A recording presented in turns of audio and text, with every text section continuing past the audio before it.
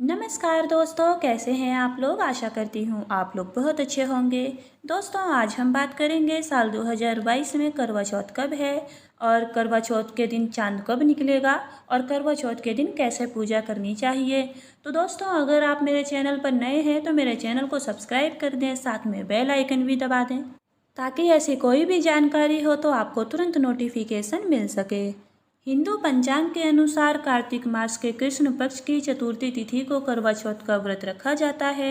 इस दिन सभी सुहागन महिलाएं अपने पति की लंबी उम्र के लिए निर्जला और निराहार उपवास रखती हैं। ये परिवार की सुख समृद्धि के लिए भी रखा जाता है और मान्यता है कि ये व्रत काफ़ी फलदायी होता है, इसलिए ये व्रत जरूर रखना चाहिए। इस दिन सभी महिलाएं पूरे दिन निर्जला और निराहार व्रत रखती हैं। शाम को चांद देखने के बाद महिलाएं अपने पति के हाथ से पानी पीती हैं और कुछ मीठा खाकर व्रत खोलती हैं। दोस्तों, आपको बता दें कि इस साल 2022 में करवा चौथ का व्रत 13 अक्टूबर 2022 दिन गुरुवार को है।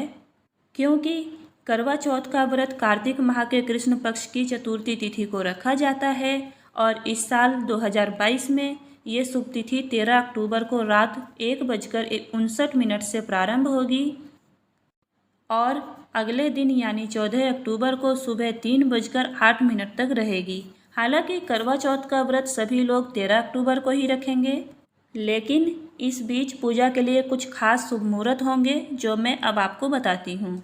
अमृतकाल मुहूर्त शाम 4:08 से लेकर शाम 5:50 तक रहेगा। अभिजीत मुहूर्त सुबह 11:21 से लेकर दोपहर 12:07 तक रहेगा। ब्रह्म मुहूर्त सुबह 4:17 से लेकर सुबह 5:06 तक रहेगा। चंद्रोदय का समय रात 8:09 पर होगा। करवा चौथ पूजन की विधि। करवा चौथ की पूजा के लिए 8 पूड़ियाँ बनाएं, जिसको अठाबरी कहते हैं, और हलवा भी बनाएं। फिर पीली मिट्टी से माता गौरी बनाएं और गणेश जी भी बनाएं।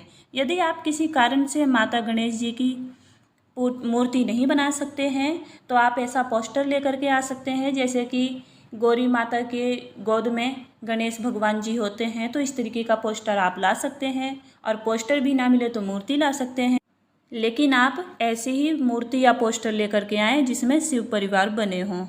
क्योंकि मान्यता है कि ये जो करवा चौथ होता है, करवा चौथ के दिन शिव परिवार की पूजा होती है, इसलिए शिव परिवार का पोस्टर जरूर लाएं।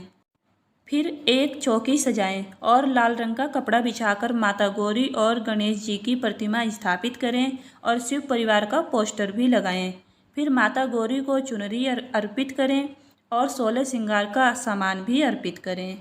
फिर एक मिट्टी का करवा लें और उसमें गेहूँ भर लें। ध्यान रहे गेहूँ साफ़ सुथरा होना चाहिए। जैसे गेहूँ में घुन होते हैं तो ऐसा गेहूँ बिल्कुल भी ना हो, गेहूँ बिल्कुल साफ़ सुथरा होना चाहिए। और फिर गेहूँ को करवे के, जैसे गेहूँ को आप करवे में रखेंगे तो करवे को ढक्कन से ढक दें और उस ढक्कन पर बूरा रखें। जो बूरा मीठा होता है, जो खाने वाला बूरा होता है, वो वाला बूरा ढक्कन पर रखें और कुछ दक्षिणा रखें। जैसी आपकी श्रद्धा है उस तरीके से दक्षिणा रखें। फिर रोली से करवे पर स्वास्तिक बनाएं। फिर गौरी और गणेश जी के सामने घी का दीपक जलाएं और अगरबत्ती या धूप बत्ती जलाएं और पूजा करें। व्रत के दौरान अपने पति की लंबी आयु की कामना करें और करवे पर बिंदी रखें और गेहूं या चावल के दाने हाथ में लेकर के चौथ माता की कथा सुने और सुनाएं। कथा सुनने के बाद करवे के चारों तरफ हाथ घुमाएं और जो चावल या गेहूं के दाने हैं उसे मंदिर में रख दें। फिर जो गेहूं का भरा हुआ करवा है वो अपनी सास को दे दें। अगर आपकी सास नहीं है तो आप अपनी नंद को दे सकते हैं, और यदि नंद को भी नहीं दे सकते तो आप किसी ब्राह्मण को वो गेहूं का करवा दें। इस तरह से ये पूजा संपन्न होती है।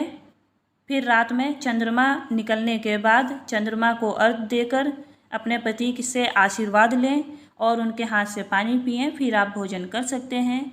तो दोस्तों, उम्मीद करती हूँ आपको ये जानकारी अच्छी लगी होगी। यदि आपके मन में कोई सवाल है तो आप मुझसे पूछ सकते हैं। धन्यवाद दोस्तों।